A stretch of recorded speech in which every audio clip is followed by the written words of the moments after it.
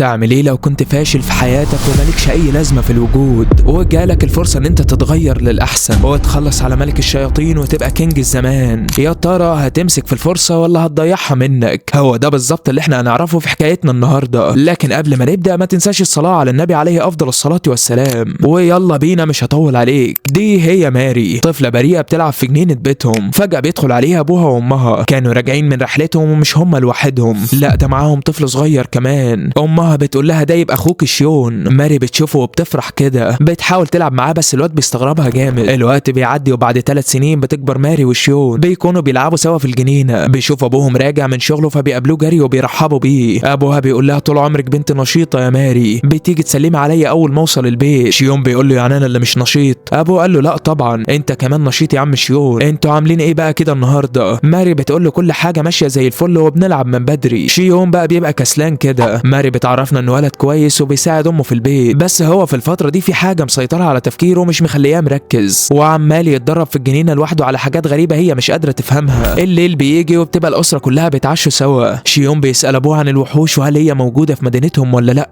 ابوه بيقول له ايوه طبعا موجوده يا ابني، بس دي تبقى خطيره جدا، خلي بالك لو وحش فيهم ظهر لك اوعى تواجهه، اجري على بيته واستخبى فيه بسرعه. شيون ما بيبقاش مقتنع بكلام ابوه قوي، يعني ايه هجري وما اقتلهمش؟ شيون بقى بيساله طب في جنيات؟ ابوه بيقول له لا مفيش الكلام ده. طب حتى في حاجه اسمها سحر يا والدي. ابوه بيتعصب وبيقول له انت جايب الكلام ده منين؟ مفيش هنا لا سحر ولا جنيات، واوعى تفكر في الكلام ده تاني. شيون بيبان عليه الزعل كده، فاخته بتحاول تخفف عنه، بتقول له يا ابني انت كويس؟ قال لها انا تمام. وبعد 3 سنين من اليوم ده بتبقى ماري بتتدرب جامد على استخدام السيف. شيون بقى بيبقى قاعد ماسك كتاب وعمال يقرا فيه، بيقول لها انا شايفك تعبه نفسك قوي في التدريب، بتعملي ده كله ليه؟ ماري بتقول له ما انا اختك الكبيره، فبتدرب جامد تحسبا ان يحصل اي حاجه في يوم من الايام، انا لازم اكون مستعده علشان احميك. انا مش ذكيه كفايه بس ما تقلقش، انا بتطور في استخدام السيف كل يوم. وفعلا يا صاحبي ماري ما بترحمش نفسها، بتتدرب ليل ونهار لدرجه انها بتاخد صاحبتها روز وبتروح تتدرب ناحيه البحيره. روز بتقول لها والله انا مستغرباكي، ايه يا بنتي حياتك كلها تدريب مفيش راحه خالص؟ ماري بتقول لها حركي نفسك شويه وتعالي برزيني. روز بتقول لها لا والله انا طول اليوم بساعد جدي ما عادش فيا حيل. قال لها صحيح اخوك الصغير ده لسه قافل على نفسه الاوضه ومنعزل عن الناس. ماري بتقول لها انا مش عارفه هو بيعمل ايه، بس بمذاكرته دي حاسه ان هو هيوصل لحاجه كبيره في يوم من الايام. بيقطع كلامهم ده مشهد غريب في البحيره وهي ان الميه بتنور. ماري وروز بيتصدموا. تاني يوم ماري بتاخد شيون لهناك من بدري وبيقعدوا يستنوا المشهد اللي حصل امبارح. شيون بيقول لها يا بنت امنا هتضربنا، دي قالت لنا ما نتاخرش. ماري بتقول له اصبر بس وانت هتشوف. فجاه بيحصل نفس اللي حصل امبارح، الميه بتطلع بلورات مضيئه وشكلها غريب، والكلام ده بيحصل تحديدا مع غروب الشمس. شيون بيقول لها ابويا وامي يعرفوا بالمنظر ده. ماري بتقول له جبتهم هنا قبل كده وما شافوش حاجه، هو معنى كده ان البلورات دي بتطلع للاطفال بس، ده سحر ولا ايه ده؟ شيون بيقول لها سحر. قالت له انت مش كنت بتتكلم مع ابوك على حاجه زي كده؟ هل نفسيتك اتحسنت شويه بعد الكلام؟ انا جبتك هنا علشان حسيتك مكتئب. شيون بيشكرها انها خلته يشوف المنظر الجميل ده. بيرجعوا البيت وتاني يوم بيتغدوا وبيطلعوا على البحيره تاني، بس المره دي شيون واخد معاه 3 جرادل. اخته بتقول له ايه كل ده وجايبهم معانا ليه اصلا؟ شيون بيقول لها لازم اعرف مصدر البلورات دي ايه، واحد هنحط فيه ميه البحيره، والتاني هنحط فيه الرمل والصخور، والتالت هنصطاد سمكه ونحطها فيه، وهنشوف انهي جردل اللي هيطلع بلورات. بيملوا الجرادل وبيستنوا البلورات تطلع. روز بتدخل عليهم وبترحب بصاحبتها وبتتعرف على اخوها الصغير اللي اول مره تشوفه. بتقول لهم ايه كل الجرادل دي انتوا بتعملوا ايه؟ ماري بتقول لها انت ايه اللي جابك؟ روز بتقول لها انا جاي اتفرج على منظر البلورات الجميل. شيون بيسالها بشغف كده انت تعرفي مصدرها؟ روز بتقول له لا طبعا انا باجي اتفرج عليهم بس. غروب الشمس بيجي وبتقعد روز تصطاد. شيون وماري بقى بيبقوا واقفين جنب الجرادل على امل ان يطلع منها بلورات ولا حاجه، لكن للاسف ما بيطلعش منهم اي حاجه. روز بتقول له انت عبيط، انت فاكر نفسك ان انت كده هتعرف مصدر البلورات؟ ما في حاجات كتير تحت الميه غير الصخور والسمك. شيون بيقول لها والله بجد؟ اذا يبقى لازم انزل اشوفهم بنفسي. بيقلع هدومه وبينزل البحيره. اخته بتقول له انت بتعمل ايه يا مجنون؟ بعدها بتشيل هدومها وبتنزل هي كمان وراه. شيون بيحط ايده على الميه كده وبتبقى سخنه على الاخر. ماري بتقول له انت متاكد ان انت تمام؟ الميه دي مش هتاذيك؟ شيون بيقول لها انا تمام. بينزل دماغه تحت الميه علشان يشوف الحاجات التانية غير السمك والصخور، لكنه ما بيشوفش حاجه. بيقول لاخته الموضوع طلع صعب فعلا، بس السهل اللي قدرت اوصله ان البلورات دي مش جايه من السمك ولا الصخور. هو بيطلع يلبس هدومه علشان يروح. اخته بتقول له انت اتبسطت النهارده؟ شيون بيقول لها طبعا. روز بقى بتقطع كلامهم وبتقول لهم انها اصطادت سمكه انثى. ماري بتقول لها انثى ازاي يعني؟ هو السمك فيه تفرقه اصلا؟ روز بتقول لها طبعا. بتحطها في الجردل بتاع شيون وهنا بقى السمكتين بيقربوا من بعض وبيطلعوا البلورات المضيئه. ماري بتقول له شكلهم حلو قوي. شيون بيقول لها انا وصلت لسبب البلورات البلورات دي بتطلع بسبب قوة التودد بينهم، ودي حالة بتحصل لما يكونوا في حالة تزاوج. ماري بتقول له يعني انا وانت لو في حالة تزاوج هنطلع بلورات زي دي. شيون بيقول لها يا بنتي انت مش ذكية بس مش للدرجة دي، احنا اخوات ما ينفعش نتجوز. بيرجعوا البيت وماري بتقول له امك زعقت لي جامد لما قلت لها ان انا هتجوز شيون. شيون بيقول لها يا بنت حرام عليك انت اختي. قالت له انا عايز افضل معاك على طول علشان احميك. بيقول لها ماشي ما انا كمان هفضل معاكي بس مش لدرجة اننا نتجوز، يعني انهم يخترعون دينا جديدا. البنت بتقول له ما كلامك ده بيقول اننا لما نكبر انا هتجوز واحد تاني وانت هتتجوز واحدة تانية وكده هنبعد عن بعض. شيون بيقول في نفسه الحب حلو قوي بس مش لما يجي من اختي. بيقول لها يا ستي ما تقلقيش انا مش هتجوز نهائي. بيقرب منها وبياخدها في حضنه. هنا بقى بيطلع منه طاقة سحرية جبارة. ماري بتتخض وبتقول له ده معناه ايه؟ شيون بيقول لها دي بس كده وقبل ما دماغك تروح لبعيد، دي طاقة البحيرة لما نزلنا فيها شكلها لسه مأثرة علينا. ماري بتطلع تجري منه لكن هو بيفرح ان السحر ده طلع موجود مش زي ما ابوه قال له. وشكلنا كده داخلين على قصة اسطورية يا صاحبي. انت بس انزل اعمل لايك على الفيديو واشترك في القناة وركز معايا في باقي الحكاية. بيطلع ان شيون ده اصلا رجل ياباني في سن ال30، قعد طول عمره اعزب علشان كان في مقولة في بلدهم بتقول ان لو عديت ال30 قبل ما تتجوز هتبقى ساحر عظيم، ولكن للاسف قعد طول عمره من غير جواز وفي الاخر مات قبل ما يبقى ساحر. لكنه عاد في جسم شيون في العالم الجديد ده، فهل يا ترى هيبقى ساحر عظيم في العالم ده؟ ده اللي هنعرفه مع بعض يا صاحبي. شيون بيدخل اوضته وبيبقى زعلان كده بسبب فشله انه ما قدرش يفعل سحره، وزعلان على نفسه انه ضيع ال3 سنين اللي فاتوا، ضيعهم في الدراسه وفي الاخر عاجز ومش قادر يثبت لابوه ان السحر موجود والجنيات كمان موجوده، وشكله كده هيدخل في حاله اكتئاب شديده لغايه ما بتدخل عليه اخته بتقول له يلا بينا وقت الغدا. شيون بيبص لها جامد كده وبيقول لها انه بيحبها. هنا بقى صاحبي جسمه كله بيشع ضوء. اخته بتتكسف كده وبتقول له هو ده وقته؟ شيون بيقول لها انا اكتشفت حاجه مهمه، طاقتي السحريه ما بتطلعش غير لما اعبر عن مشاعري، بس لما طلعت لك مشاعري الطاقه كانت قليله، انا كده محتاجه اشتغل على نفسي اكتر. اخته بتقول انا مش فاهمه حاجه. شيون بيقول لها بحسب دراستي في الكتب انا محتاجه اركز مشاعري اكتر علشان طاقتي تزيد واقدر اتحكم فيها، بس تمام يعني المهم دلوقتي ان السحر طلع موجود. الحاله دي هسميها بالحاله المشحونه. اخته بتطبطب عليه كده وبتقول له انت شكلك هتبقى حاجه كبيره في المستقبل او هتبقى مجنون، يعني حاجه من الاتنين ملهمش تالت. وفعلا شيون من اليوم ده هو عمال يشتغل على نفسه اكتر واكتر علشان يطلع اقصى مشاعره عنده ويكبر سحره، لكن السحر ده لسه ما ظهرش للناس الكبيره، فهو قدام ابوه وامه ملوش لازمه وكل اللي بيعمله ده في الفاضي. شيون طاقته بتخلص وعقله هيشد،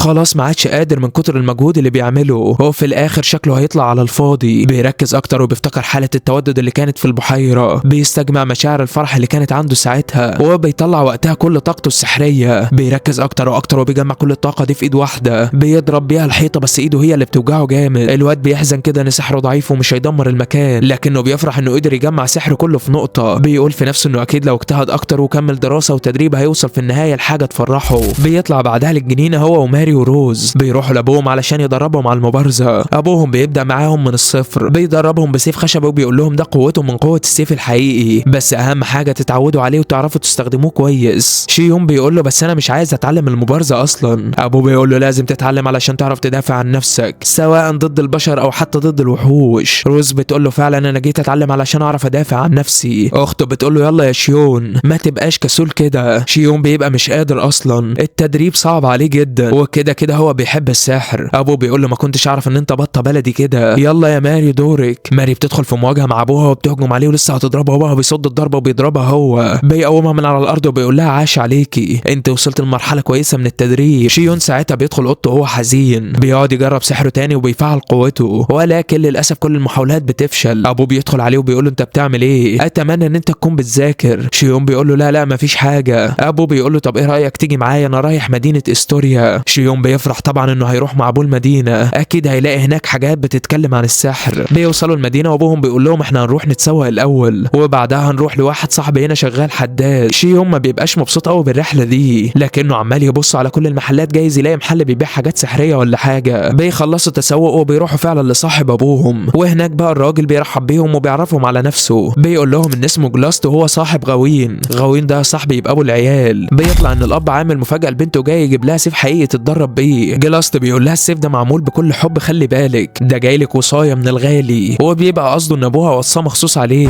بيطلعوا من عند الحداد وبيبقوا في طريقهم للعوده. شيون بيشوف محل غريب كده، بيشاور لابوه عليه وبيساله المحل ده بيبيع ايه. ابوه بيزعق فيه وبيقول له مالكش دعوه انت بالمحلات دي. شيون بيعتذر له وبيقول له كان فضول مش اكتر، بس بينه وبين نفسه هو كان قرأ يافطه المحل واللي مكتوب عليها بائع الجنيات، وشكل كده شيون هيجي المدينه تاني يستكشف المحلات دي لوحده. في الوقت ده بيبقى في راجل من اهل القريه بيتمشى في الغابه، بيطلع له راجل تاني شكله متبهدل ومش قادر يقف على رجله، بيقول له امشي من هنا بسرعه وروح بلغ القائد انهم ظهروا. الراجل التاني بيبقى مش فاهم قصده ايه، فالراجل المتبهدل ده بيقول له بسرعه الغيلان ظهرت وهتدمر المدينه. من جانب اخر بقى كان شيون قاعد في اوضته وعمال يفرج اخته على سحره الجديد والمرحله اللي وصل لها، وانه بقى قادر ان هو يستجمع طاقته السحريه في ايد واحده. اخته بتنبهر بيه وبتقول له مش قلت لك هتبقى حاجه كبيره؟ شيون بيقول لها لسه بدري على الكلام ده مجرد شعاع مش اكتر ولا اقل، يعني لا بيدمر ولا بيحرق ولا اي حاجه. كان نفسي يبقى زي سحر النار او الماء او الهواء او الحاجات المهمه دي. اخته بتقول له بالتدريب والصبر كل حاجه هتبقى كويسه. هنا بقى بيسمعوا صوت عالي تحت، بيجروا يشوفوا في ايه، فبيلاقوا رجاله كتير من قريه جايين لابوهم بيطلبوا منه المساعده. شيون بيقول لابوه في حاجه، ابوه بيقول له ما تشغلش بالك انت، ظهر شويه غيلان بس في الغابه وجايين على القريه. شيون بيقول في نفسه كده غيلان اكيد لو طلعت معاهم على الوحوش دي سحر هيتطور. ابوه بيقول له احنا هنروح نتعامل معاهم وانت خليك هنا مع اختك وامك، هو باقي اطفال ونساء القريه هيجوا يقعدوا معاكوا. وقبل ما الاب يتحرك كده شيون بيساله احنا هنقعد فين؟ ابوه بيقول له اطلعوا الدور التاني والغيلان ما عندهمش مخ فاكيد مش هتعرف تطلع لكم. شيون بيقول له خلصانه روح انت وما تقلقش علينا. ابوه بيقول له انا خلفت راجل ولا ايه؟ اطلع يا غالي وانا لما اجي هديلكوا اشاره ان انا وصلت. شيون بيقول له تروح وتيجي بالسلامه. وفعلا كما قال الاب بيجمعوا نساء واطفال القريه كلهم وبيطلعوا يقعدوا في بيت شيون، وكمان بيقفلوا الابواب كلها وبيحطوا الكراسي وراها. بس في غول من الغيلان بيهرب من المحاربين وبيروح على بيت شيون، بيتمشى في البيت وبيبقى خلاص هيطلع منه، لكن بيحصل برق في السماء بيلعب الاطفال فبيعملوا صوت. هنا بقى الغول بيسمع الصوت ده فبيفضل يدور في البيت كله عليهم لغايه ما بيوصل للمكان اللي الحريم متجمعه فيه. بيحاول يفتح الباب لكن بيبقى مقفول جامد، فبيقرر ان هو يكسره. بيدخل على الحريم والاطفال، يا حلاوه. هنا بقى ماري الشجاعه بتاخدها وبتقول لهم محدش يتحرك من مكانه انا هنقذكم. بتتقدم لقدامه وبترفع السيف بتاعها، الغول بيطيره من ايدها. كل الموجودين بيبقوا في حاله صدمه. شيون واقف عاجز ومش قادر يلحق اخته، لسه الغول بيرفع ايده وهيخلص عليها وامها بتلحقها والضربه بتيجي فيها. الام بتقع على الارض متعوره ودمها بيسيل. شيون بيقول له مش دي المشاعر اللي هتحركني امال هتحرك امتى؟ وفعلا غضبه على امه بيخليه يطلع كميه طاقه سحريه اكبر من كل مره، بيهجم بيها على الغول وبيمسكه من دراعه. روز بتقول له انت بتعمل ايه؟ مسكتك دي هي اللي هتاثر فيه يعني؟ الواد بيستوعب كلامها وبيلاقي ان فعلا كده هو ما بيعملش حاجه، لكن بالعكس يا صاحبي خالص. مسكه شيون كانت قوتها على الغول كبيره جدا، والحراره اللي طالعه من طاقته السحريه مأثره على دراع الغول، وكمان شل حركته. الغول بيضربه بايده التانيه وبيبعده عنه. هنا بقى شيون بيستوعب ان الحراره اللي طالعه منه دي مفيده ولازم يستفاد بيها كمان. بيهجم على الغول وبيحط ايده على دماغه، بيزود طاقته السحريه وبيحرق دماغ الغول وبيخلص عليه. هو استحاله من الفرح والذهول في نفس الوقت. كل اللي واقفين مش مصدقين اللي حصل. روز بتشكره ان هو انقذهم، فماري بتبقى ماسكه في امها وعماله تعيط. شيون على طول بيقومها وبيطلب المساعده من اللي موجودين، بيسالهم لو حد فيهم بيفهم في الطب، ولكن للاسف يا صاحبي دي قريه بسيطه ما فيهمش حد بيفهم في الطب.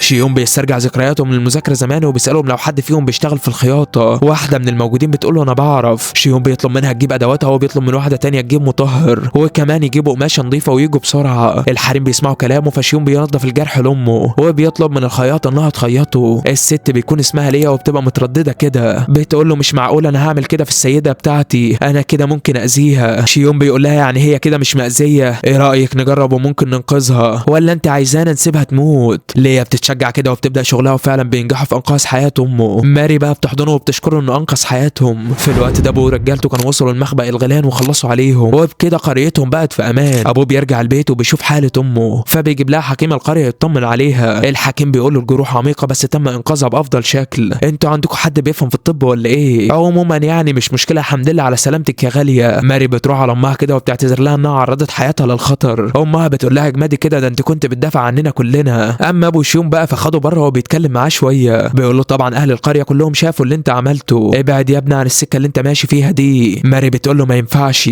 شيون ذكي وهيوصل لحاجه انا متاكده. شيون بيقول له يعني ايه ابعد؟ انا بقالي 3 سنين بذاكر في الحاجات دي، انت عايز كل المجهود ده يروح على الفاضي. ابوه بيقول له اهل القريه مش هيسيبوك في حالك. الواد بيقول له يعني ايه مش هيسيبوني في حالي؟ قال له يا ابني هتتعرض للتنمر والتريقه من كل صغير وكبير، هل هتستحمل الضغط ده وتكمل طريقك؟ شيون بيقول له طبعا هستحمل، انا قدامي هدف ولازم اوصل له. هنا بقى ابوه بيقتنع فعلا ان ابنه قد الضغوط اللي هيتحط فيها الفتره الجايه. بيقول له خلاص يا ابني ما دام مصمم انا هبقى في ظهرك طول ما انا عايش، ما ده واجب الاب تجاه ابنه حتى لو مش مقتنع باللي بتعمله. بس خلي بالك لو في يوم من الايام حسيت اللي بتعمله ده خطر عليك او على القريه هوقفك عنه. شيون بيقول له تمام وانا موافق. تاني يوم بقى ابو شيون بيبدا يساعده في التدريب وهو بيولع له نار علشان يبدا الاختبارات عليها. المهم ان بعدها شيون بيبدا يجمع سحر في ايده وبيحاول يلمس النور، واول ما بيعمل كده ايده بتتحرك ولكن لون النار بيتحول للازرق. بسرعه ابوه بيرشه بالميه، بيوضح له شيون شيون بعدها ان ده حصل بسبب الظاهره الناتجه عن التلامس مع الطاقه السحريه. ابوه بيقول له ايوه انا ما كنتش مصدق لاني مش شايف اي حاجه، ولكن لما شفت النار الزرقاء عرفت ان انت مش بتكذب. شيون بيقوم وبيفضل يضحك زي العبيط، بيقول هو ده بقى السحر اللي بيقولوا عليه، كوره النار اللي كنت عاوز اعمله. ابوه استغرب من شكله المريب وهو بيضحك. ماري بتطمنه وبتقول له هو دايما بيبقى كده لما بيبقى فرحان، ما تشغلش بالك انت. ومن اليوم ده يا صاحبي بدأ تدريب شيون الحقيقي، وحرفيا ابوه كان دايما في ظهره وبيساعده. شيون بيفضل يكمل تدريبه على النار، ابوه بيقف جاهز وراه بجردل الميه علشان لما يتحرق يرش عليه ميه. الحوار ده بيفضل يتكرر ويتكرر اكتر واكتر، بمعنى ان شيون يتحرق وابوه يدلق عليه ميه، وده كله في سبيل تحليلات شيون اللي بيقول فيها ان الدخان ما بيتغيرش او حتى لون اللهب الازرق زي ما هو بيفضل يعمل كده بقى لحد ما بيتعب. ابوه بيقول له كفايه كده وبيروح يجيب اي حاجه يشربها. بعد كده روز بتيجي وبتشوف النار فبتساله لو انه بيتدرب على سحر النار. شيون بيقول لها ايوه هوريكي، بس لما ابويا يجي الاول. بتستغرب كده وبتساله هو ابوك بيساعدك؟ ابوك عارف حاجه عن السحر؟ شيون بيقول لها ايوه طبعا، انا ما بعملش حاجه من ورا ابويا، وكمان بقى مهتم بالسحر اللي بعمله. فجاه شيون بيشكرها علشان هي اللي شجعته لما شكرته يوم ما قتل الغول. بيقول لها في اليوم ده كانت فرحتي لا توصف. روز ضحكت كده وقالت له لا يا عم، ده المفروض انا اللي اشكرك لان احنا نجونا بفضلك. بعدها بتساله عن ماري لانها عارفه انها دايما بتكون مع شيون بتساعده في التدريبات وكده يعني. شيون بيعرفها انها بتتدرب بشكل مستمر من ساعه الحادثه اللي حصلت في القصر، فروز بتطلب منه ان هو يساعدها ويفضل جنبها دايما لانها بتتمنى كده. في نفس الوقت ده ماري كانت بتتمرن بكل قوه، وكل ما تفكر في مشهد الغول تدريبها وتمرينها بيزيد لانها مش عايزه الحادثه دي تتكرر تاني. المهم في نهايه اليوم شيون بيقعد مع ابوه الباقيين، بيكون زعلان شويه لان كل الاختبارات دي ملهاش اي لازمه لانه مش هيعرف يتحكم في النار. بيقول لهم شكل كده حوار التحكم في النار ده هيكون صعب قوي عليا، يا لو بس اقدر اطلق القوار السحريه من ايدي زي السمك. ماري صدمته وعرفته انها بتعرف تعمل كده، وكمان عملت كده قدامه، مش هي لوحدها لا ده روز كمان. شيون بيتشجع وبيقرر يجرب ويعمل زيهم. هو بدأ يجمع الطاقه في ايده، وقتها روز وماري بيكونوا معاه بيعرفوا يعمل ايه، وبينجح شيون في اطلاق الطاقه من ايده زي السمك بالظبط. بتجيله فكره كده وبيخرج بره ينفذها. الفكره انه جاب بتاع زي الولاعه كده وبدأ يطلق السحر من ايده، وفعلا السحر انطلق على طول. هو المره دي اطلق كوره ناريه قويه، الكل بيفرح له حتى هو كمان بيفرح جامد. بيبدأ يفتكر شغفه بتاع زمان، بيقول لنفسه السحر اللي انا حلمت بيه اكتر من 30 سنه بقيت اعرف استخدمه. بيضحك ضحكته المريبه من تاني، وهنا بقى بيسمي التعويذه دي اسم الشعله. بيقول انها لسه تعويذه تجريبيه علشان كده هي مش مفيده للهجوم لسه. بيعدي شهر يا صاحبي من الهجوم بتاع الغيلان والاجواء بتبدأ ترجع شويه. عمنا شيون بقى بيكون لسه مستمر في التدريب، ومش هو لوحده لا، ده اخته ماري كمان كانت بتتدرب على المبارزه. ابوها كمان بيكون معاها وبيساعدها. لكن في يوم شيون بيشوف اخته وهي بتتدرب، وقتها اخته بتتألم وبترمي السيف الخشبي بسبب الاصابات اللي في ايدها من كتر التدريب. ابوها اول ما شاف المنظر طلب منها توقف تدريب النهارده علشان ما تجهدش نفسها اكتر من كده. فبتقول له وهي زعلانه انا كويسه ما تقلقش عليا، وبعدين مش انت اللي قلت لي ان التدريب الكتير هو اللي هيخلينا اقوى؟ ابوها بيقول لها ايوه بس في حدود للتدريب طبعا. في اللحظه دي شيون بيدخل عليهم، بيقول لها ايوه الحاج عنده حق المره دي، لازم توقفي وترتاحي شويه. ماري ما اهتمتش خالص وكملت التدريب. شيون بقى بيزعلها ساعتها. ماري وقفت التدريب وبصت له بصت زعل كده، بتقول له ماشي هوقف علشان انت مصر، وبتسيبه وبتمشي. تاني يوم بقى شيون بيقعد مع ابوه، بيبدا يكلمه على سحر الكهرباء، بيساله لو في حاجه ممكن تنتج شحنات كهربيه علشان يقدر يتدرب بيها يعني. طبعا شيون اتجه للكهرباء لان سحر النار فشل معاه، فقرر يجرب حاجه جديده اللي هو سحر البرق يعني. المهم ان ابوه قال له لا مفيش اي حاجه بتخرج كهرباء. شيون بيزعل كده. الحاج ابو شيون بقى بيعرفه انه سمع حد بيتكلم على ظاهره الكهرباء دي، وقال له تقريبا كمان جلاست هو اللي قال كده، يلا بينا نروح المدينه علشان نساله. شيون بقى بيروح لاخته ماري وقال لها احنا رايحين المدينه تعالي معانا، لكن على عكس المتوقع ماري رفضت وقالت له انا هفضل هنا واكيد المره الجايه هاجي معاكوا. وخرجت اخوها من الاوضه، بدات تبص على ايدها المصابه وهي زعلانه جدا.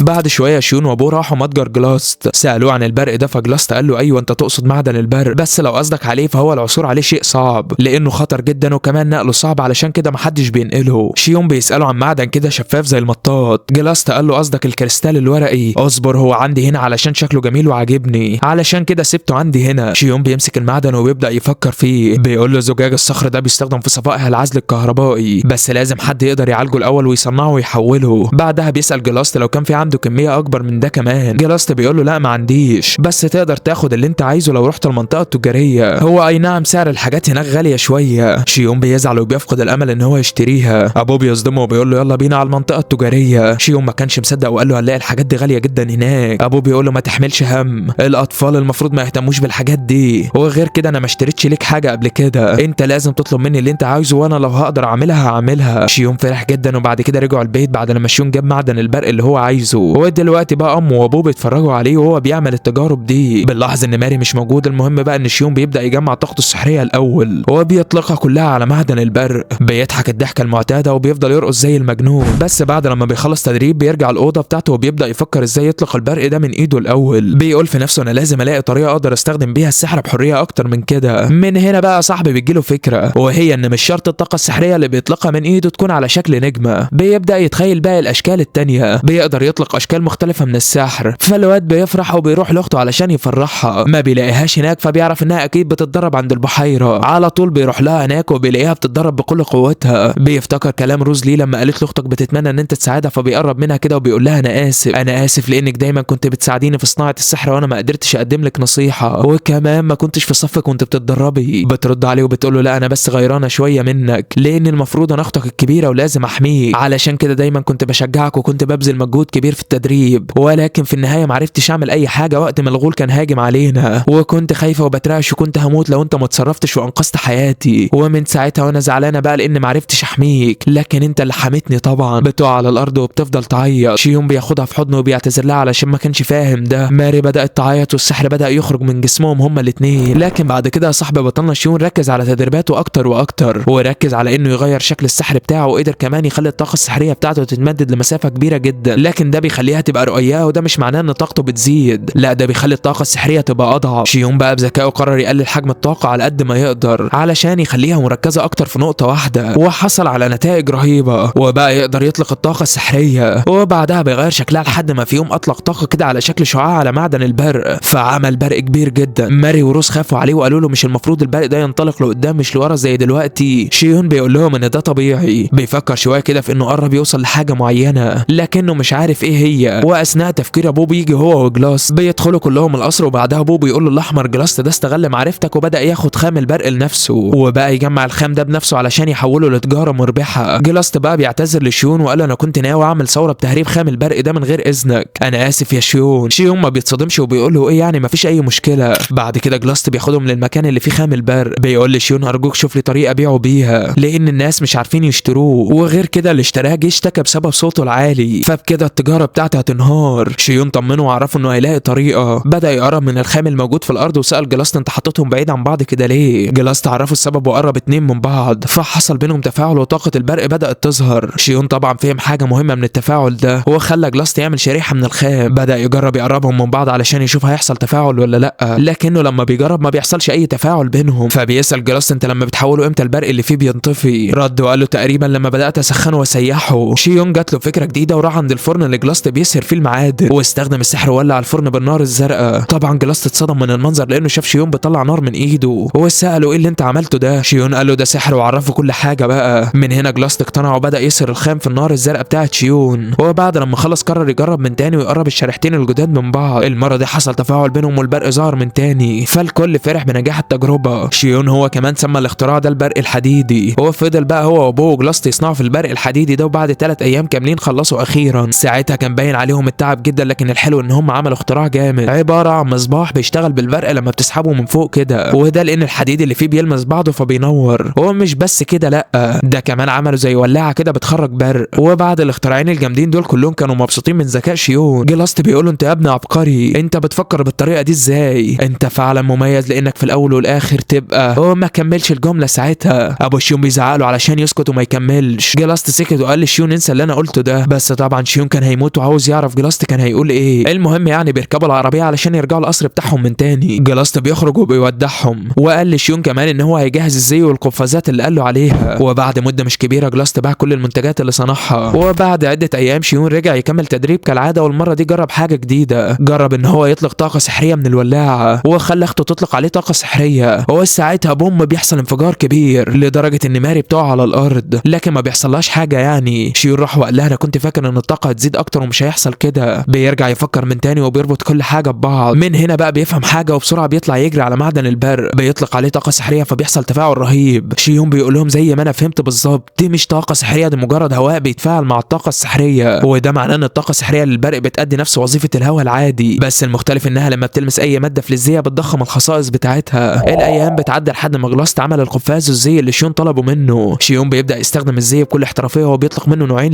السحر، بيعمل تفاعل بينهم وبيفجر قنبله كبيره، وفي النهايه بيطلق البرق من ايده. بيفضل يعيط زي المجنون من الفرحه لانه اخيرا حقق الحلم بتاعه، وكمان طلع برق من ايده. بيستمر بالتدريب على تقنيه البرق الجديده واللي اطلق عليها اسمه بول، بيطورها لدرجه انه بيدمر بيها جذع الشجره بكل سهوله. بيشكر روز وماري انهم كانوا دايما بيساعدوه. ماري بتقول له عادي انا بساعدك لان اختك الكبيره. شيون لما سمع الكلام ده افتكر اليوم اللي سمع فيه ابوه وهو بيتكلم مع امه، بيقول لها شيون طفل مميز، وده بسبب ان الشخص ده اتمنى عليه علشان نربيه عندنا. شيون من ساعتها فاهم ان ماري ما تبقاش اخته لا من قريب ولا من بعيد، فبدا يفتكر كلامها وقت لما قالت له لما نكبر هنتجوز. ساعتها هو كان زعلها وفاهمها ان الاخوات ما ينفعش يتجوزوا بعض، بس المره دي الكلام اختلف لانه خلاص عرف ان ماري ما تبقاش اخته، وممكن لما يكبروا يتجوزوا عادي بدون اي مشاكل. فعشان شيون يشيل الافكار دي من دماغه بدا يركز على دراسه السحر. بنعرف انه اخترع نوع سحر اسمه السحر المركب، وده بيدمج فيه نوعين من السحر، سحر التضخيم مع السحر المتناغم، وبيفضل بقى يدمج انواع السحر مع بعض وبيصنع منهم تقنيات جديده. وبعد شويه ايام بقى شيون بياخد روز وماري وبيروحوا هما الثلاثه للنهر، بينزل الميه وبيبدا يجمع السحر في نص الميه، بس ما كانش بيحصل اي حاجه وقتها. شيون ما كانش فاهم ليه ما بتحصلش حاجه، ولا الاتنين اللي معاه فاهمين اي حاجه برضه. بيشرح لهم انه بيحاول يطلق الهواء السحري ده في الميه علشان يشوف ايه اللي ممكن يحصل. هو لما بيخلص شرح رجع يحاول مره تانية بس هو مغير اسلوبه. المره دي بقى بينجح وبيصنع طاقه سحريه من الميه، ولكن ده برضه مش مفيد لانه عاوز يستخدم السحر المائي وهو بره واقف على الارض مش وهو في قلب النهر يعني. فبيخرج من الميه وبيبدا يجرب قدامهم وبيحاول يطلق السحر المائي، لكنه للاسف بيفشل. بيقول لهم انا كنت عاوز اجمع الميه في الهواء بس شكل كده مش هعرف اعملها، ولكن انا حاسس ان ايدي مبلوله ميه بشكل خفيف. من هنا بقى جات له فكره تاسعه، وهو انه يجمع طاقه سحريه كبيره جدا، واول لما بيعمل كده بيطلق طاقته السحريه على مساحه كبيره، بعدها بيقلص حجمها وساعتها بيقدر يستخدم سحر الميه بكل سهوله. الكلام ده بيخلي اخته تتصدم، راحت مسكت فيه وسالته انت عملت كده ازاي؟ قال لها انا نشرت طاقتي السحريه في المكان وبدات اجمع كميه كبيره من الميه الموجوده في الهواء. وبعد ما الاثنين فهموا النظريه دي جربوها هما الاثنين ونجحت معاهم، فقعدوا يضحكوا وما كانوش مصدقين. وبس كده يا صاحبي، شيون بعدها بيقرر يعلي المستوى شويه وبيروح مع روز وماري وجلاس نقابه المغامرين علشان ياخد مهمه قمع الوحوش علشان يجرب السحر ده هناك. بيدخلوا النقابه بالفعل، وشيون كان بيعمل كل ده من غير ما يقول لابوه لانه عارف ان هو هيرفض. المهم ان هم دخلوا، ساعتها جلاس راح للموظفه وعرفها بنفسه، قال لها انه مغامر من الرتبه البلاتينيوم. الموظفه بتقول له تمام قوي، طب اقدر اساعدك ازاي؟ جلاس بيقول لها انا عاوز اسجل الثلاث اطفال دول في مهمه. الموظفه ردت عليه وقالت له تمام، بس الرابع ده معاهم. كلهم بصوا على الرابع ده واتصدموا لان الرابع طلع ابوهم. دخل قال للموظفه انا هدعمهم كلهم وخلاها تشوف الرتبه بتاعته. الموظفه اتصدمت طبعا وقالت له ايه ده، انت مغامر من الرتبه الماسيه. كل المغامرين لما سمعوا الكلام ده اتصدموا لان الرتبه دي من اعلى الرتب في حياه المغامرين. بعد كده طلب منهم ياخدوا المهمه ويخرجوا بره، فعملوا كده وخرجوا. في الوقت ده كلهم اعتذروا ليه لانهم عملوا كده من وراه. شيون بيساله انت عرفت منين اننا جينا هنا علشان ناخد مهمه صيد الوحوش؟ قال له انا ما كنتش اعرف، بس في الايام اللي فاتت ماري كانت بتحاول تبعد عني وما بقتش تبص في عيني خالص. سالهم هم بيعملوا كده ليه. شيون طبعا بيفهموا كل حاجه وانه عاوز يجرب السحر ده في معركه. ابوه بيقول له تمام قوي، انا فرحت بس علشان انتوا خدتوا مغامر قوي وموثوق معاكم زي جلاس، يعني حتى لو انا مش موجود ما كنتش هقلق عليكم. بيعرفهم انه هيروح معاهم وبعد كده بيروحوا للمكان اللي فيه الوحوش. على طول بقى الحاج بيقطع في الوحوش بسيفه بكل سهوله وبدون اي مجهود اصلا. شيون بيتصدم من قوه ابوه، بيقول له انا ما كنتش اعرف ان ابويا بالقوه دي. ابوه بيقول له انا قللت عدد الوحوش بس علشان الوضع ما يبقاش خطير، الوحوش التانية لما تيجي من الصيد اقتلوهم. بعد مده يعني الوحوش بتوصل، فماري اول ما شافتهم افتكرت الموقف اللي كانت مرعوبه فيه من الغول. شيون بيطمنها فهي قالت له لا ما تخافش،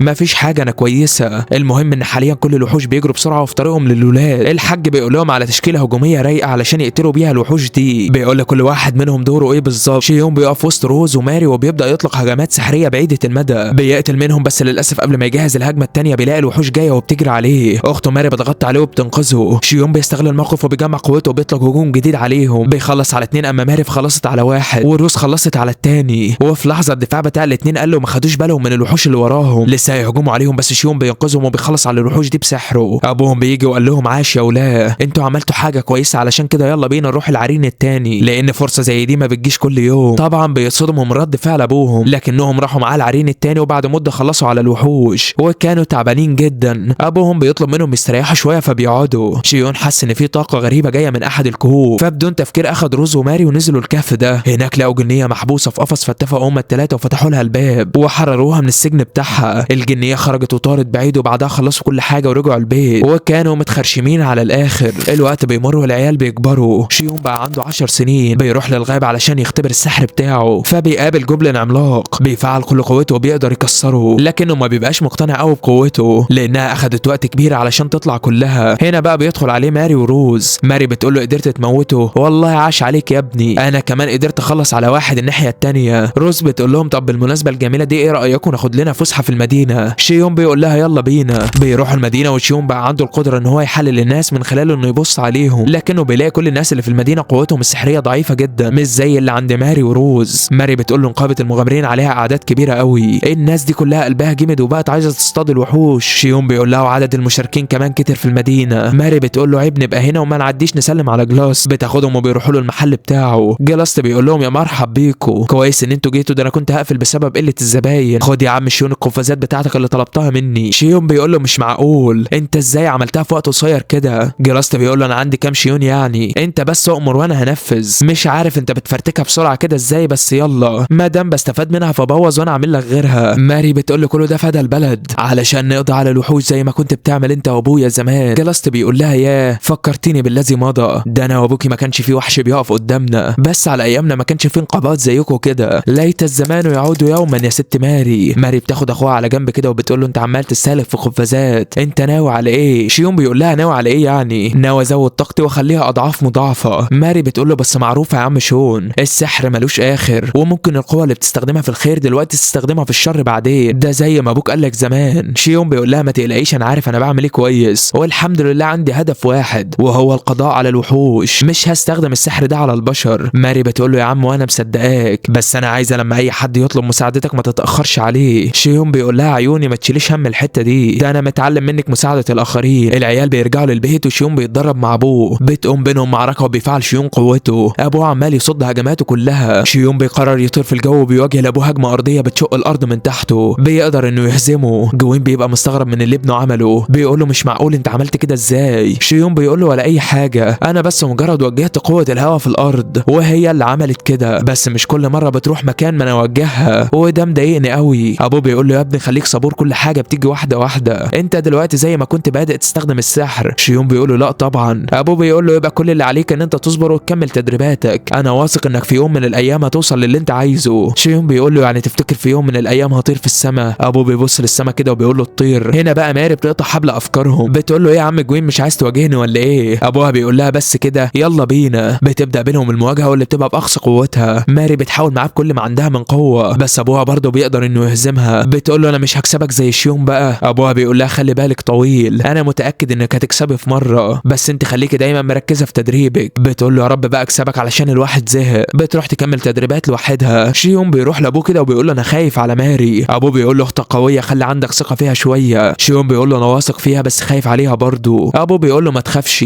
ماري بالنسبه للي في سنها هي اقواهم، هو دايما مركزه في تدريباتها وده هيخليها دايما متميزه. بعدها بيروح شيون وماري يساعدوا روز في الارض بتاعتها. روز بتقول لهم والله انا محروجه منكم علشان طلبت المساعده، بس زي ما انتم شايفين عندنا نقص في العماله. شيون بيقول لها ما تبقيش عبيطه، احنا اصحاب والصحاب لبعضها، بس احنا مطلوب مننا ايه؟ روز بتقول له حاجه بسيطه خالص، الزرع بدا يبوظ بسبب الدود، فاحنا بنحاول نجمع الدود اللي في الزرع علشان ما تاكلوش. شيون بيقول لها بس كده. بيبداوا يساعدوا صاحبتهم، وبعد ما بيخلصوا ماري بتبقى جمعت شويه صغيرين خالص. روز بتقول لها مش مشكله، كفايه ان انت جيت وساعدتيني. ماري بتقول لها لا المساعده دي مش كفايه، انا جمعت شويه صغيرين علشان دي اول مره ليا في الارض، لكن اوعدكم السنه الجايه هكون اول الموجودين واجمع عدد اكبر منكم كلكم. ايه رايكم نتنافس في اللي يجمع عدد اكبر؟ شيون وروز بيقولوا لها وماله، وهم واقفين فجاه الدنيا بتغيم وبتبدا تشتي جامد. روز على طول بتقول لهم اجروا نستخبى في بيتي. بتجري ومن وراها شيون اما ماري فبيغمى عليها وبتقع على الارض. شيون بيروح لها جري وبيحاول يفوقها. روز بتقول له يلا ندخل بيها جوه ونشوف مالها. بيدخلوا وبتنام ماري في السرير وهي فاقده الوعي. ابوها وامها بيجوا لها والبنت مش راضيه تفوق نهائي. امها بتمسك ايدها كده فماري بتفتح عينيها بس ما بتنطقش ولا بتتحرك. روز بتقول لهم يا رب ما يكون اللي في بالي. جوين بيقول لها ايه اللي في بالك بالظبط؟ روز بتقول له مرض الخمول، المرض ده منتشر الفتره الاخيره في المدينه، بيظهر فجاه كده وبيخلي الناس صاحيين بس ما فيش حركه ولا كلام. ام ماري بتقول لها وده له علاج نقدر نجيبه يعني منين؟ روز بتقول لها للاسف ما ظهرلوش علاج لغايه دلوقتي، وما فيش حد جاله المرض ده وقدر يتعافى منه. جوين بيطلب من مراته وابنه يرجعوا البيت فورا وهو هياخد ماري ويطلعوا على مدينه استيريا، هيوديها للدكتور جايز يلاقي لها حل. شيون بيقول له لا ابدا، انا مش هسيب اختي، انا هاجي معاك مكان ما تروح. ابوه بيقول له اقعد انت هنا وخلي بالك من امك. شيون بيقول له لا، ام هنا هتقعد في البيت وتقفل على نفسها، لكن انت هتمشي وسط الغابه، افرض طلع عليك وحوش هتحاربهم ولا هتاخد بالك من اختي؟ انا هاجي معاك وده قرار نهائي، يلا بينا نتحرك. فعلا جوين بياخد ابنه وبنته في عربيه وبيطلعوا بيطلعوا على المدينه. بس وهم في الطريق شيون بيشوف سحابه حمراء كده ماشيه فوقهم، بيقول لابوه عليها بس ابوه ما بيشوفهاش. شيون بيقول مش معقول تكون زي طاقه البحيره واللي عندهم طاقه سحريه بس هم اللي بيشوفوها. ما علينا يعني. بيرجع يقعد جنب اخته فبيلاقي مجموعه من الكلاب الوحشيه بتهجم عليهم. ابوه بيقول له خلي بالك يا شيون. شيون بيقول له ركز انت في الطريق وما تشغلش بالك. بيقف ولسه بيفعل قوته بيلاقي ان طاقته الناريه ما بتتفعلش.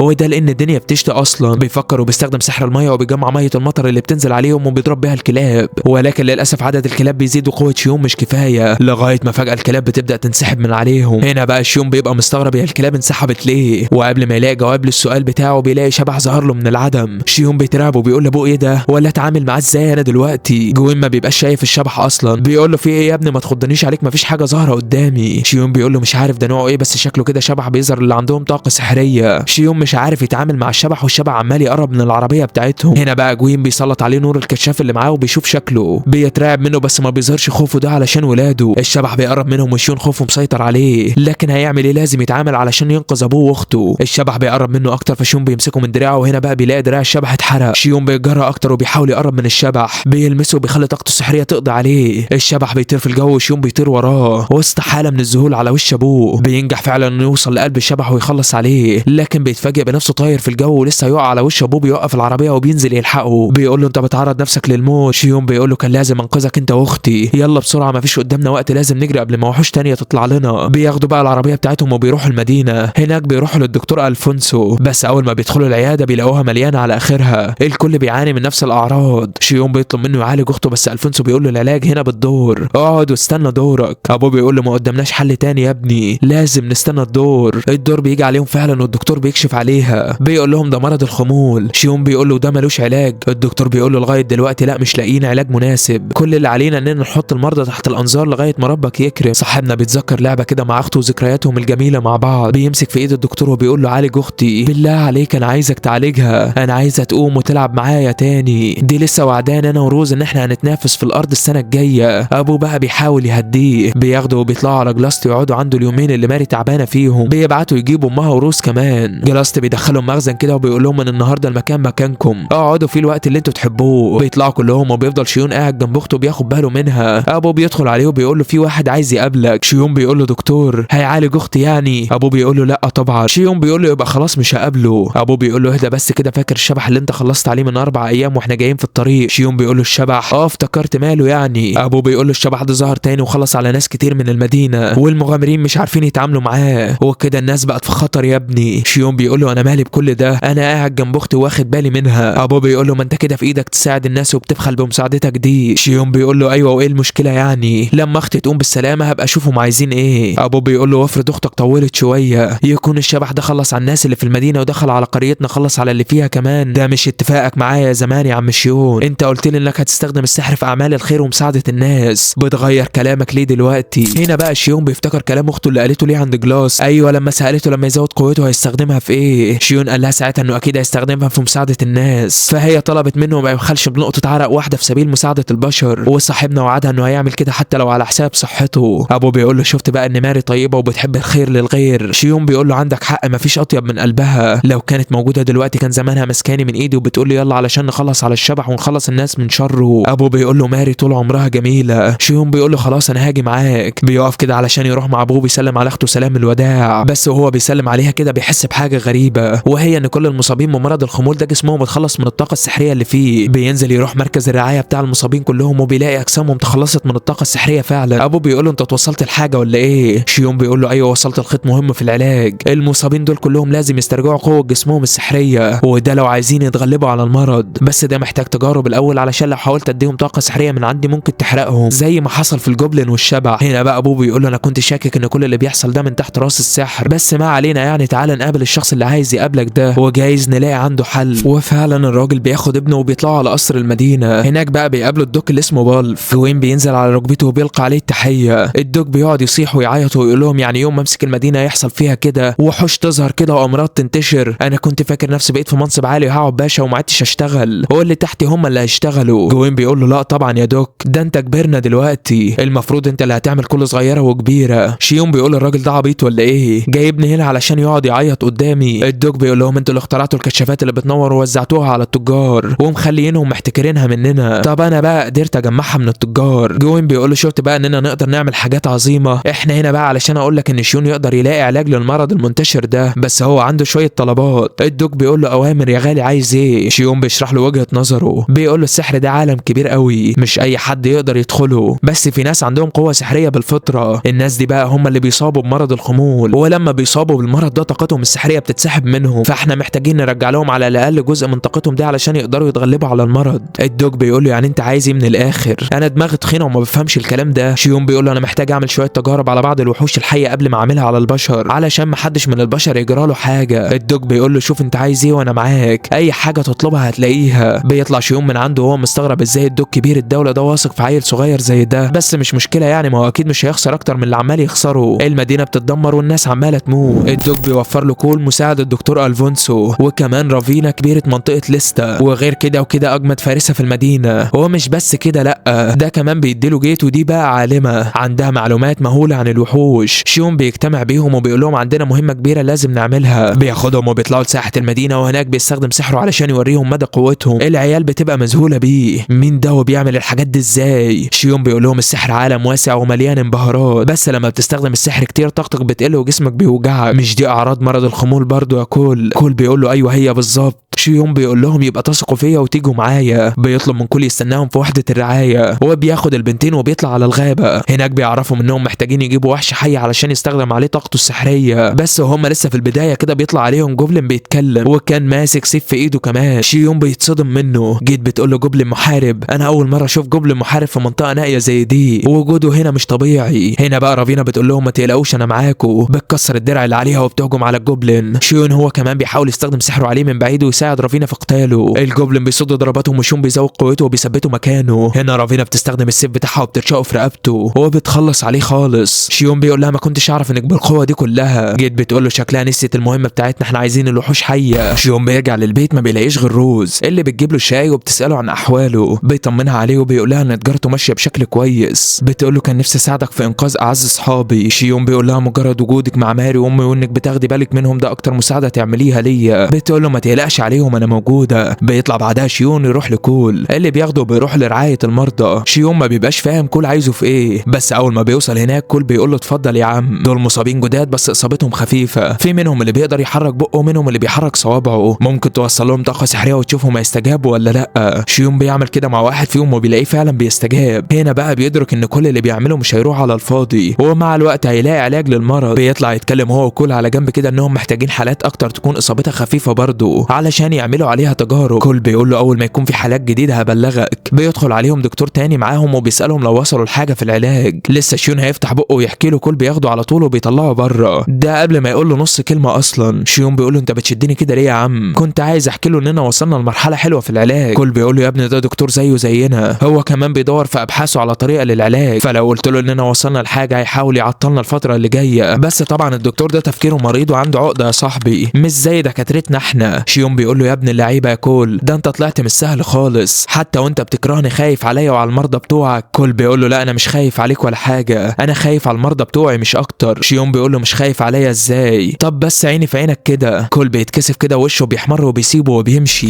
بعدها بيطلع شيون وبيروح لاخته، هناك بيستخدم طاقته السحريه وبيحاول يوصلها ليها، لكنه بيخاف يحصل لها حاجه فبيشيل ايده بسرعه. بيصبر نفسه كده انه ما يستعجلش وان شاء الله هيلاقي علاج في اقرب وقت. بعدها بيطلع على الغابه وبياخد غيت ورافينا معاه. رافينا بتحارب الوحوش وغيت وشيون بيعملوا عليهم تجاربهم مره في مره كده، بس للاسف كل المحاولات بتفشل. كل مره شيون بيحاول يوصل 50% من طاقته السحريه للوحوش، الوحوش بتموت. جيت بتقول له مش جاهز طاقتك دي بتطهرهم من اجسامهم. شيون بيقول لها مش فاهم قصدك ايه. قالت له يعني انت بتستخدم عليهم 50% من طاقتك، ما احنا كده مش عارفين طاقتهم زي البشر ولا لا. شيون بيقول لها قصدك اننا محتاجين نستخدم الطاقه دي على البشر؟ قالت له بالظبط زي ما انت بتقول. شيون بيرجع لاخته وبيطلب من روز تجيب له سمك من اللي كان في البحيره زمان. روز بتسمع كلامه وبتجيب له السمك اللي هو عايزه. شيون بيبدا يستخدم عليه طاقته وبيوصل ل 90%، والسمك ولا بيتاثر. طاقه شيون هتخلص والسمك برضه ما بيتاثرش. هنا بقى شيون جاله لاج، الوحوش بتموت عند 50% والسمك وصل ل 90. طب يا ترى البشر طاقتهم كام؟ روز بتقول له انت قصدك ايه بالكلام ده؟ انت عايز تجرب على البشر؟ ما عادش حد عنده طاقه سحريه غير انا وانت، انت عايز تجرب عليا ولا ايه؟ شيون بيقول له والله معلش بس الظروف حكمت. روز بتقول له يا عم وانا موافقه، انا ما عنديش اعز من ماري علشان اضحي بحياتي علشانها. شيون بيقول لها لا ما تقلقيش ان شاء الله مش هتضحي تضحي بحياتك ولا حاجه، اهم حاجه بس وانا بستخدم ضغط عليك لما تحس باي وجع او اي حاجه غريبه فيك عرفيني على طول. روز بتقول له قشطه يلا بينا نبدا. بيبدا شيون وعند ما بيوصل ل 50% كده بيفتكر الوحش اللي مات منه فبيسحب ايده على طول، وده قبل ما روز تحصل لها حاجه اصلا. روز بتمسك ايده وبتقول له كمل انا تمام. شيون بيكمل فعلا وروز كل اللي عليها ان جسمها بيسخن شويه. شيون بيقول لها معلش محتاجين نعمل كده 10 دقايق. روز بتحط ايدها على خده وبتقول له ماله انت تعمل اللي انت عايزه. شيون بيحس ان الموضوع رايح بيهم لحته مش حلوه كده، فبيقول لها المره الجايه هنعمل الحوار ده وكل موجود، هو راجل بيفهم في الطب برضه هيفيدنا اكتر. روز قالت له ايوه صح. بيطلع شيون يقابل اصحابه الجداد وبيشوفوا جنود الدوك وهم بيلموا كل مصابيح البرق اللي في المدينه. شيون بيبقى مستغرب من اللي هم بيعملوه. جيت بتقول له الاشباح لو ظهرت هيبقى موقفنا صعب قدامهم. كول بيقول لها اشباح مين؟ ما فيش الكلام ده طبعا. هنا بقى رافينا بتسحب سيفها وبترفعه في وش كول. بتقول له انت بتقلل من كلام شيون. كول بيقول لها اهدي بس كده ونزلي السيف بتاعك. اقلل منه ازاي؟ ده المعلم بتاعنا كلنا، انا شايف نتائجه في الطب ومبهور بيه. فعلا بتنزل السيف وبتقول له ايوه كده وهتقلل منه تاني. شيون بيقول لهم اسكتوا بقى صدعتوني. بينادي على جيتو وبيقول له ايه الاخبار بتاعت الوحوش؟ ما فيش حاجه جديده ظهرت. بتقول له بخلاف الاشباح ما فيش حاجه جدت علينا من ايام حرب ليجري. شيون بيقول لها حرب ليجري؟ ايه الحرب دي اصلا؟ رافينا بتقول له انت ما تعرفهاش ولا ايه؟ احكي له يا جيت عنها. جيت بتقول له دي يا عم حرب قامت من 1000 سنه، كل الدول اتجمعت سوا وحاربوا الشياطين. شيون بيقول لها طب واتسمت بليجري ليه؟ قالت له تقريبا كده قائد الدول ساعتها كان اسمه كده. نسيبهم بقى وبنروح للدك اللي قاعد يسجل كل صغيره وكبيره بتحصل في دولته. بيسجل ان مفيش جديد حصل الفتره الاخيره غير السحابه الحمراء اللي ظهرت معاها الاشباح. بيعدي يوم واثنين وثلاثه وسنين ولسه الوضع كما هو. لسه شيون بيحاول يلاقي علاج ولسه المرضى مصابين زي ما هم، ولا حد منهم خف ولا صاحبنا شيون مل، والوضع كان في ثبات غريب لغايه ما بيعدي سنتين. شيون بقى عنده 12 سنه ولسه بيتعب نفسه وبيشتغل، والوضع زي ما هو لغايه ما في مره وهو في رعايه المصابين بينقل طاقته لواحد فيهم. المريض بيبتسم ومراته بتطير من الفرحه وبتشكر شيون على اللي عمله. صاحبنا بيطلع وراه كول. بيقول له انا شايفك تعبان ووشك اصفر، انت مش ناوي تريح شويه؟ شيون بيقول له ما تقلقش انا تمام زي الفل. كول بيقول له خد لك اسبوعين راحه على الاقل. شيون بيقول له طول ما انا قادر اتحرك مفيش راحه ما تقلقش عليا. بيطلع يقابل رافينا وغيته وبياخدهم معاه للبيت. لسه يعرفهم على امه وروز بيدخل عليهم ابوه ومعاه جلاس. بيقعدوا كلهم يتعشوا سوا بس شيون ما بيبقاش مبسوط، وده لانه شايف كرسي اخته جنبه فاضي. ابوه بيحس بابنه وبيقوم هو وامه يخففوا عنه. بيقول له يا ابني بقالك سنتين شغال في انك تلاقي علاج وما لقيتش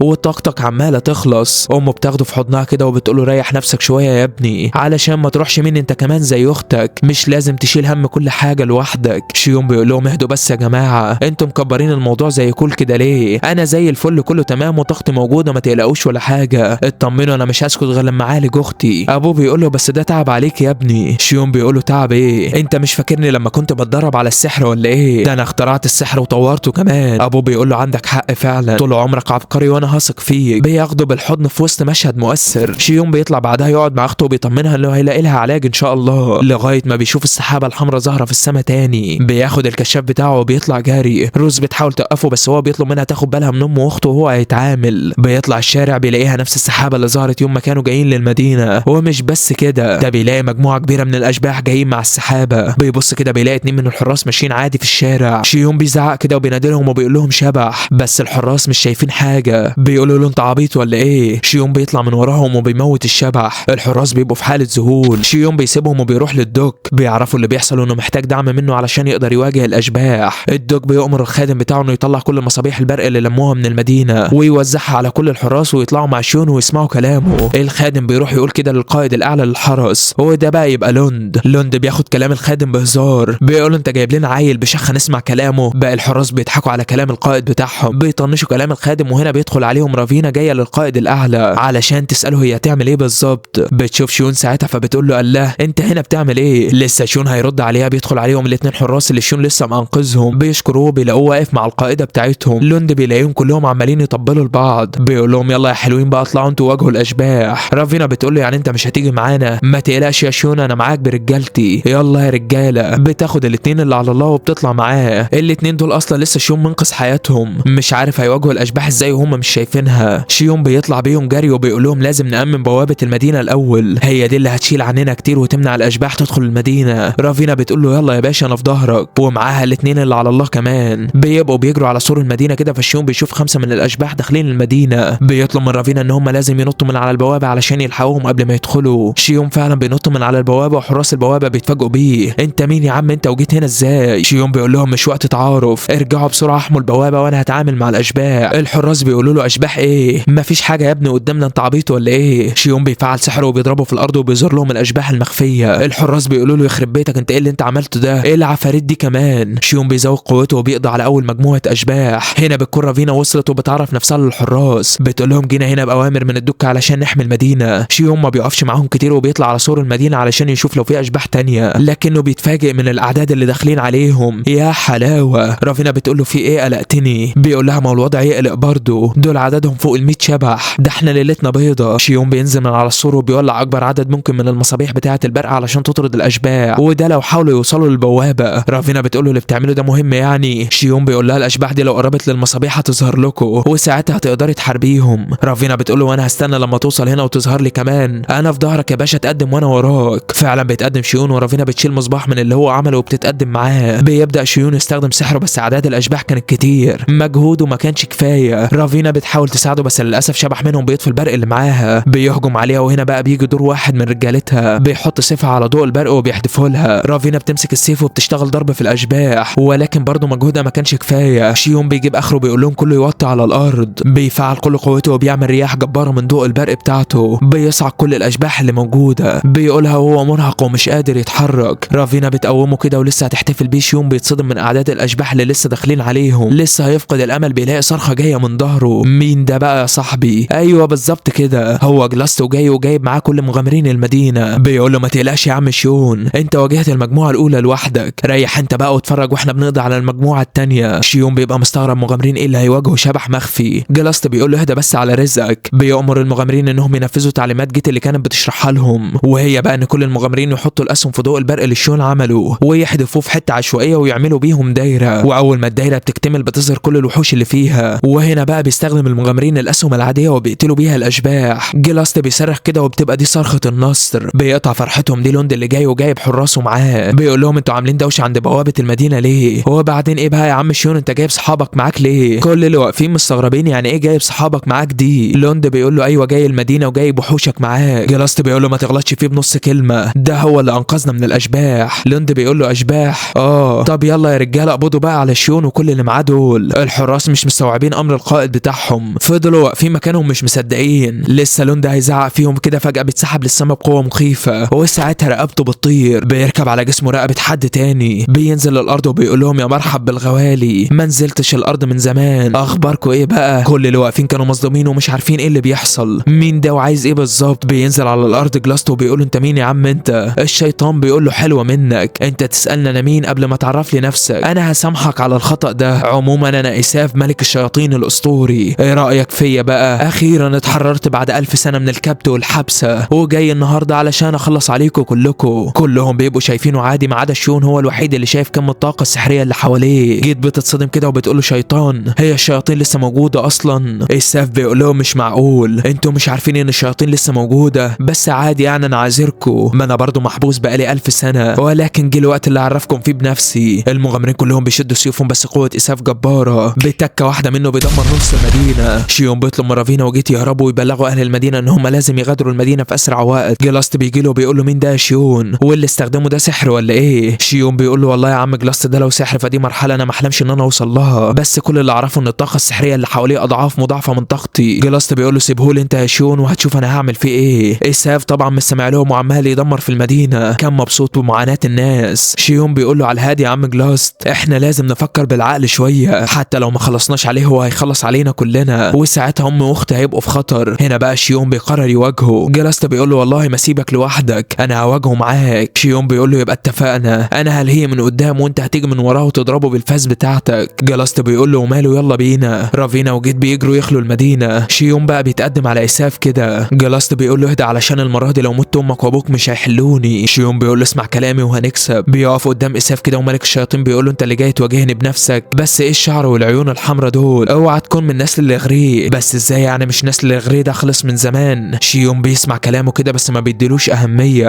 اساف بيقعد يستعرض الماضي واللي حصل في النسل ده من 1000 سنه. بيقول لشيون انت جاي النهارده تقف في وشي، ده انا هساوي وشك باسفلت المدينه، وكمان هخلص على كل الموجودين واحتل العالم. شيون بيقول له سيبها لله بس. بيفعل حمايه عليه وبيقول له يلا بينا. اساف بيقول له كمان بتعرف تستخدم السحر؟ طب صد دي بقى يا غالي. بيضربه بكره نار عملاقه بس النار بتعدي من شيون وما بتاثرش فيه. شيون بيحاول يستخدم بيستخدم سحر الميه بتاعه عليه، بس للاسف سحره بيفشل. بيفتكر ذكرياته مع اخته واصحابه في القريه، بيقول في نفسه كده مش معقول كل ده هيروح على الفاضي، معقول هنموت كلنا كده؟ لا والله. المهم في الوقت اللي بيرفض شيون فيه الاستسلام، كول كان بيحاول يعالج اللي اتصابوا من ضربات اساف. ده كمان رافينا وجيت طلعوا عدد كبير من الناس بره القريه. رافينا بتبقى مبسوطه انها بتساعد شيون لغايه ما بيجي لها المساعدين بتوعها اللي بيعرفوها ان شيون بيواجه اساف لوحده وحالته متاخره على الاخر. رافينا بتطلب منهم يطلعوا باقي الناس مع جيته وهي هتروح تساعده، بس على ما بتوصل بتلاقي شيون واقف في وش اساف وعمال يرد له الضربات كمان، لدرجه ان شيون بيحلل ضربات اساف علشان يعرف يرد عليه. اساف بيقول له ده انت مش بس بتستخدم السحر، لا ده انت كمان بتقدر تطوره. اساف بيبقى مشغول مع شيون في الكلام، بيجي له جلاست من وراه ولسه هيضربه بالفاس، بس انت فاكر انه هيعرف؟ لا والله. اساف بيلف وبيصعقه بالكهرباء، بيقول له انت مفكر ان مغامر عبيط زيك هيقدر يموتني؟ وهو لسه ما خلصش مع جلاست بيلاقي ابو شيون بيضربه بالسيف بتاعه من الناحيه التانيه. اساف بيضربه ضربه بالطياره بعيد، بيقول لهم انا وقعت مع شويه هوا ولا ايه؟ اجمدوا كده شويه. بيقرب من شيون كده، صاحبنا في نفسه بيعتذر لاخته وبيقول لها ما عرفتش اوفر لك علاج لمرضك، بس كل اللي اعرفه ان انا هخلص على الشيطان ده باي طريقه. اساف بيقول له انت طفل عنيد، انا حبيت الاصرار بتاعك على مواجهتي، علشان كده انا هاخدك تابع ليا، تابع هديله الحياه الابديه كمان، بس مش هتعرف تعمل اي حاجه في الدنيا من غير اوامري. لسه شيون هيجري، اساف بيمسكه من رقبته وبيمص دمه. شيون ساعتها بيكون عاجز ومش قادر يعمل له اي حاجه، لغايه ما اساف بيحصل له حاله من التدهور. بيقول له يخرب بيتك انت قابلت جنيات قبل كده؟ دي مدياك بركتها، دمك طلع ملوث يا ملعون. اساف حالته الصحيه بتضعف وقوته البدنيه بتقل. بيقول لشيون ما تفتكرش انك هتموتني كده بسهوله، انا لازم اخلص عليك قبل ما اموت. بيفعل بلوره نار وبيرميها على شيون. رافينا بتتدخل في الوقت المناسب وبتشد شيون من تحتها. اساف بيقول لها انت كده انقذتيه، بيجمع قوته في ايده وبيحاول يعمل بلوره اكبر منها. شيون بيقول لها ارفع ايدي بسرعه. رافينا ما بتبقاش فاهمه وعايز يعمل ايه، لكنها بتسمع كلامه، بترفع ايده فعلا وشيون بيجمع قوه كبيره من اللهب في ايده، كل ده علشان يصد بيها بلوره اساف. لكن اصلا قبل ما اساف يرمي بلورته كان ابو شيون قطع ايده. بس انت فاكر ان هم كده خلصوا عليه؟ لا والله. اساف بيحول البلوره لايده التانيه، وقبل ما يرميها على شيون بيرمي قوه اللهب بتاعته على البلوره فبتتعكس على اساف وبتنسفه من على وش الارض حرفيا. بيقول له هو ده بقى الجهل الحقيقي، لما يبقى معاك قوه مش عارف توظفها. استعرضت قوتك في البدايه بس انا اللي فزت في النهايه. شيون طاقته السحريه بتنتهي وبيغمى عليه. المهم صاحبنا بيفضل يحلم باليوم ده لغايه ما في مره بيصحى مرعوب من حلمه، ما بيلاقيش قدامه غير امه اللي بتاخده في حضنها. بتنادي على كول يجي يكشف عليه. كول بيشوفه بيلاقيه تمام وكل حاجه فيه كويسه. شيون بيقول له هو انا بقالي قد ايه كده؟ كول بيقول له انت خضتنا عليك يا عم، انت بقالك اسبوع نايم. ابوه بقى بيجي له وجلاست يطمنوا عليه، ابوه بيشكره ان هو انقذهم. شيون بيقول له انا ما عملتش حاجه، ده انتوا اللي قطعتوا ايده. ابوه بيقول له ما تبالغش كده، احنا عملنا كل ده بفضلك انت، لولا مجهودك وقوتك ما كناش عرفنا نخلص عليه. شيون بيسكت كده وبعدين بيسال امه احنا بالليل ولا بالنهار؟ امه بتقول له انت مالك يا ابني، ما عدتش بتشوف ولا ايه؟ احنا بقينا بالليل. بس هو مش مدرك الليل والنهار بسبب الطاقه السحريه الجباره اللي عينه اتعرضت لها. وده لما كان بيواجه اساف فهو حرفيا شايف الدنيا بالوان غريبه. بيطلب من ابوه يوديه عند اخته، ابوه فعلا بيشيله ويوديه هناك. شيون بيقعد جنبها وبيمسك ايديها، بيحاول ينقل لها طاقه سحريه، بينقل لها 50% من طاقته بس هي لسه تعبانه. طب 100% بس برضه تعبانه. شيون ما بيستسلمش وبينقل لها 500% برضه زي ما هي ما بتتحركش. خلاص بقى زهق بينقل لها قل. طب 1500. هنا بقى ماري بتفتح عينيها وامها لسه هتطير من الفرحه. كل بيقول لهم اصبروا سيبوا شيون يتعامل. شيون بيفضل ماسك ايديها لغايه ما ماري بتنطق. كلهم بيعيطوا من الفرحه حرفيا. بعدها بيطلع شيون وبيروح مع كل الرعايه وبيعالج كل الناس المصابه بالمرض. ولما بيخلص بياخد عيلته كلها وبيروح للدوك اللي بيشكره انه انقذ البلد من ملك الشياطين بنفسه. هو بيقول له انه جاهز لاي سؤال عايز يساله له. شيون بيقول له انا بس عندي سؤال واحد، انا مين؟ اصل اللي حصل معايا مش حاجه طبيعيه ابدا. اول ما قررت اتعلم السحر ابويا ما رفضش، وعم جلاست في مره كان هيقع بلسانه قدامي ولكن ابويا لحقه برضه. ده حتى انت لما جيت قلت لك هستخدم السحر واعالج المرضى ما فكرتش وسمحت لي على طول. وده غير حتى ما تشوفني بستخدم السحر اصلا. كل دي حاجات مش طبيعيه. انا مين بالظبط يا جدعان؟ الدوك بيقول لهم اقول له السر. جوين بيقول له لازم نعرفه الحقيقه، مش هنكدب عليه اكتر من كده. حتى ايما اللي هي عامله امه بتقول له احكي له الصراحه. هنا بقى الدوك بيقول له يا ابني انت فعلا من نسل الغري. زمان واحده جابتك للملكه بتاعت البلاد وقالت لها انك من نسل الغري، لو سابتك مع الناس اللي انت اتولدت عندهم هيتحكموا فيك وهيدمروا بيك البلاد. علشان كده هي جابتك للمملكه تربيك وتحمي المملكه في المستقبل. بس الملكه خافت عليك حد يموتك بسببها، وعشان كده ادتك لاعز اصحابها يربوك مع بنتهم. شيون بيقول لهم يعني اختي ما كانتش تعرف ان انا مش اخوها؟ جوين بيقول له لا ماري ما تعرفش، ما رضيناش نعرفها علشان تعيشوا اخوات طول عمركم. شيون بيقول لهم انا عرفت من زمان ان انتوا مش ابويا وامي وسمعتكم كذا مره بس ما حبيتش ان انا احرجكم. جوين بيقول له للدرجه دي خفت على مشاعرنا؟ شيون بيقول له طبعا، ده انا لو مش ابنك بالدم فانا ابنك بالتربيه. جلاست بيقول له طب لو ما كنتش تعرف انك من نسل لغري ازاي كنت عارف ان السحر موجود وازاي عرفت كل الحاجات دي عن السحر؟ شيون بيشاور عقله كده يحكي لهم الصراحه ولا لا. كان عايز يقول لهم انه راجل ياباني في ال30 من عمره ومات وانتقل للعالم بتاعهم ده، لكنه في النهايه بيقرر يحتفظ بالسر لنفسه. الدوج بيقول له عندك اسئله تانية يا عم شيون؟ صاحبنا بيقول له هو سؤال واحد تاني، مصيري ايه الفتره اللي جايه؟ الدوج بيقول له اكيد هيجي لنا رساله من المملكه بيأمروا فيها انك تروح لهم هناك. شيون بيقول له كده انا فهمت كل حاجه، شكرا قوي يا باشا. بيطلع بعدها يروح لاخته يقعد معاها شويه. ماري بتقول له انا نايمه بقالي كتير ولا ايه؟ الدنيا اتغيرت خالص وانت كمان كبرت، بس على فكره انا كنت دايما بسمع صوتك وكنت بسمع صوت ابويا وامي كمان. انا كنت محبوسه يا شيون، محبوسه في مكان كبير عليا. انا حسيت هناك بالوحده ولكن صوتك كان دايما بيطمني، بيحسسني انك هتنقذني في يوم من الايام. شيون بيعيط على اخته اللي ما طلعتش اخته في الاخر. هي ازاي مش اخته وبتحب كل الحب ده؟ وهتعمل ايه من بعده لما يمشي؟ بس يلا مش مشكله بقى، كل قصه ولازم يبقى لها نهايه. شيون بيحضر شنطته وخلاص ماشي على المملكه، بيودع كل الموجودين واحد واحد وكل واحد فيهم بيطلب منه ان هو يزورهم تاني. وفي النهايه اخته بقى بتديله سلسله اختارتها هي وابوها وامها، بتقول له دي هتفكرك بينا دايما، خليها في رقبتك وهي هتساعدك في وحدتك هناك. شيون بيعيط من كتر المشاعر الكتيره دي. بيأمر السواق بقى انه يتحرك. ولحد هنا بينتهي الجزء الاول من الانمي بتاعنا ده يا صاحبي. لو عجبك ما تنساش اللايك والاشتراك في القناه، وده علشان لما ينزل الجزء التاني نكون اول ناس تلخصه. وكمان ما تنساش تكتب لي رايك في الكومنتات. واقدر اقول لكم دلوقتي استودعكم الله الذي لا تضيع ودائعه، مع السلامه.